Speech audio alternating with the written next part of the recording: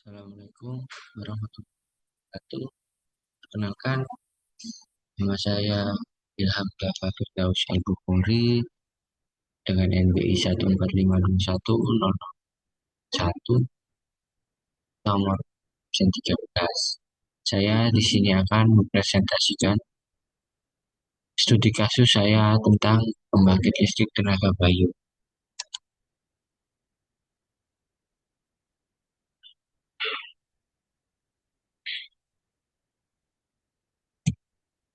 Dalam studi kasus saya, memiliki latar belakang yaitu salah satu solusi energi.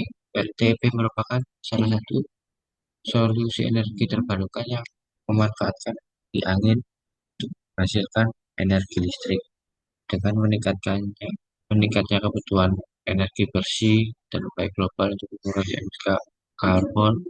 PLTP ini menjadi pilihan strategis untuk mengurangi ketergantungan pada bahan bakar fosil. Lokasi dengan potensi angin tinggi seperti wilayah pesisir sangat cocok untuk pengembangan PLTP karena dapat menghasilkan energi secara berkelanjutan.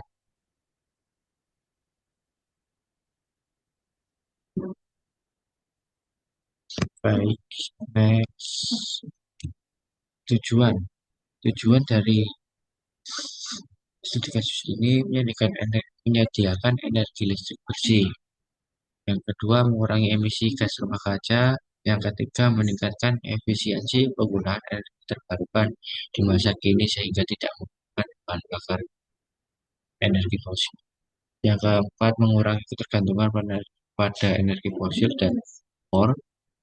Kelima, meningkatkan akses energi di wilayah pesisir. Yang keenam, mendorong inovasi teknologi energi. Identifikasi risiko dalam proyek.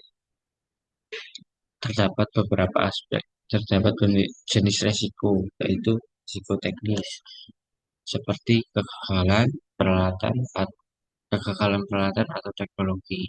Contohnya, turbin angin yang tidak berfungsi dengan baik, atau masalah pada sistem kontrol dan integrasi. Yang kedua, jenis risiko cuaca, yaitu keadaan cuaca yang tidak dapat diprediksi, contohnya badai atau angin yang lebih rendah dari perkiraan yang mempengaruhi kinerja turbin sehingga tidak dapat berputarnya turbin tersebut. Jenis risiko lingkungan seperti izin lingkungan, dampak terhadap ekosistem lokal atau potensi kerusakan lingkungan yang disebabkan oleh pembangunan. Jenis risiko manajerial dan operasional seperti pengelola proyek yang buruk. Contohnya koordinasi yang tidak efektif antara pekerja dan manajemen lainnya atau ke jenis risiko regulasi dan kepatuhan.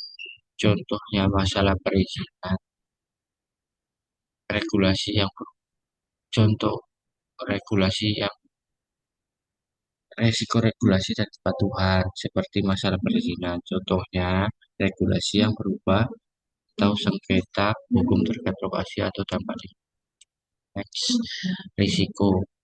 Risiko ini terdapat beberapa aspek seperti kegagalan teknologi turbin. Dampaknya itu sedang, probabilitasnya tinggi, tingkat risikonya signifikan.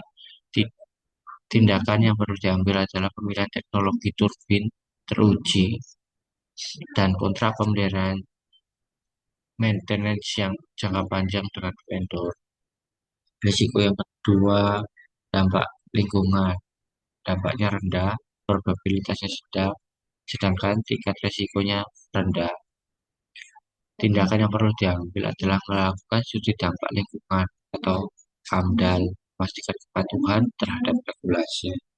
Risiko Risiko ketergantungan pada cuaca, dampaknya sangat tinggi, probabilitasnya juga tinggi, tingkat risikonya juga tinggi.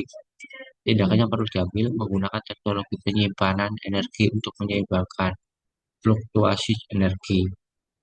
Risiko bencana alam atau badai, dampaknya rendah, probabilitasnya tinggi, sedangkan tingkat risikonya sedang. Tindakan yang perlu diambil membangun infrastruktur yang tahan terhadap badai, asuransi untuk kerusakan alam, resiko izin lingkungan, dampaknya sedang, probabilitasnya sedang, tingkat resikonya juga sedang. Tindakan yang perlu jadi proaktif dalam perencanaan dan pengajuan izin, bekerja sama dengan otoritas lokal.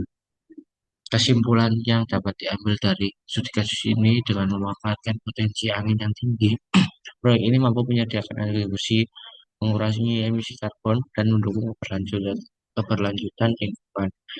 Meski menghadapi berbagai risiko teknis, finansial, operasional, melalui analisis risiko yang dalam, mitigasi yang efektif, serta pemantauan yang berkelanjutan, proyek ini memiliki peluang besar untuk mencapai keberhasilan dan memberikan manfaat jangka panjang bagi masyarakat serta lingkungan.